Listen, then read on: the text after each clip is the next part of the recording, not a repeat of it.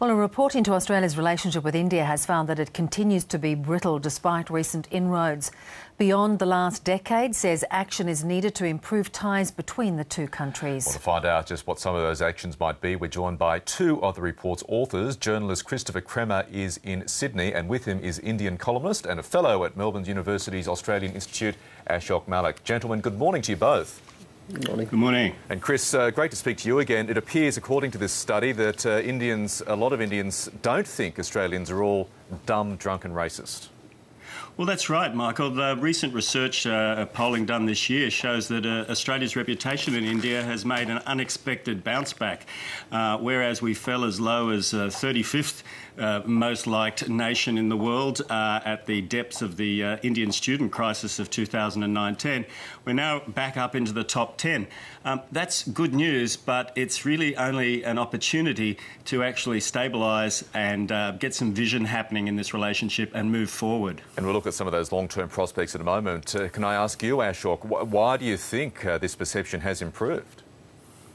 Well, the 2009-10 students' violence business was a bit of an aberration. Indians have always liked Australia. Whether Indians entirely understand Australia or Australians entirely understand Indians is, of course, another matter. And as our report sort of says, there is a huge perception and knowledge gap in both countries. And reading the report, Ashok, if I just stay with you for a moment, India seems a bit confused as to how to treat Australia when it deals with its international relations. Well, I think India is, or most Indians are fairly innocent of exactly how integrated Australia is with the economies and the societies of Southeast Asia, and exactly how multi-ethnic Australia is today. Because the one Australian institution most Indians are exposed to is the cricket team. And while it's a great cricket team, it's probably the least multicultural of all your great national institutions. Yes, that's a very fair point. Christopher, the report makes a number of recommendations to help further improve relations. What would you regard as the most pressing priority for both the Australian and the Indian governments? Do no harm, Michael. You know, the relationship has been spinning its wheels for the last 20 years, largely due to failures of diplomacy. Business hasn't really stepped up to the plate. Australian business has been tardy. I think we need to stop making mistakes. That means politicians need to exercise restraint in their comments, and we need to have a much more proactive approach to, I suppose, projecting Australia. We've made recommendations that our overseas broadcasting services are probably a little bit old-fashioned, full of great professional people doing a great job, but perhaps it's the wrong job, and we should be looking more at becoming content providers for existing Asian, cable television services, for example. And then in education, I mean, we can't keep talking about India literacy and Asia literacy. The time's come to actually, put some fritters in the frying pan on this.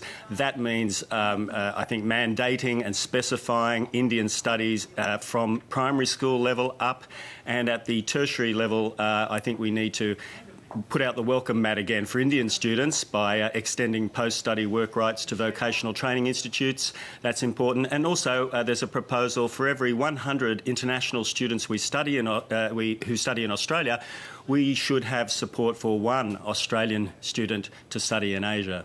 Yeah, now, Ashok, the report also makes the not-too-subtle point that it's been a fairly long time since the Indian, or any Indian Prime Minister has actually visited Australia. What more does the Indian political establishment need to do to reach out to Australia?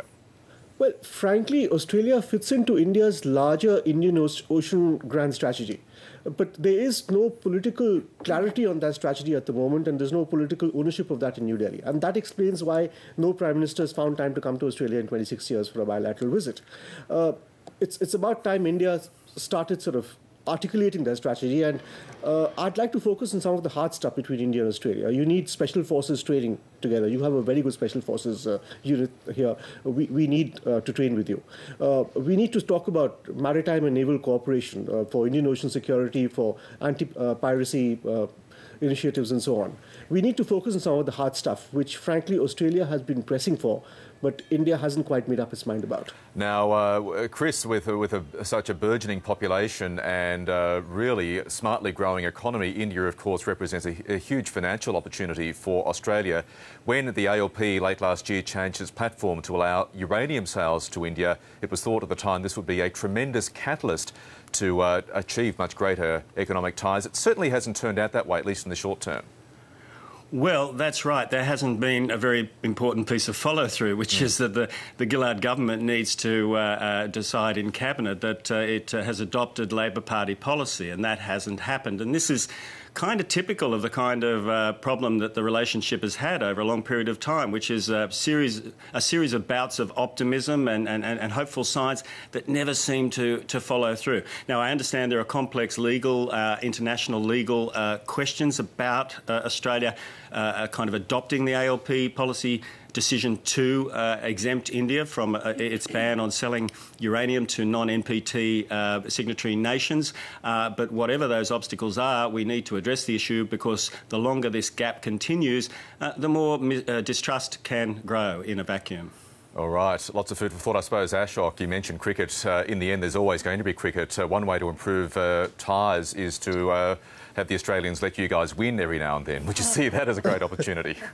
You know, while I am a great cricket fan, as all Indians are, to bring in cricket to every Australia-India sort of discussion is, frankly, it's a boon, but it's also a bane, because it makes us lazy and smug, and we believe that we know each other and understand each other. But there's so much more to the relationship than cricket and the Commonwealth, frankly, that we need to work on.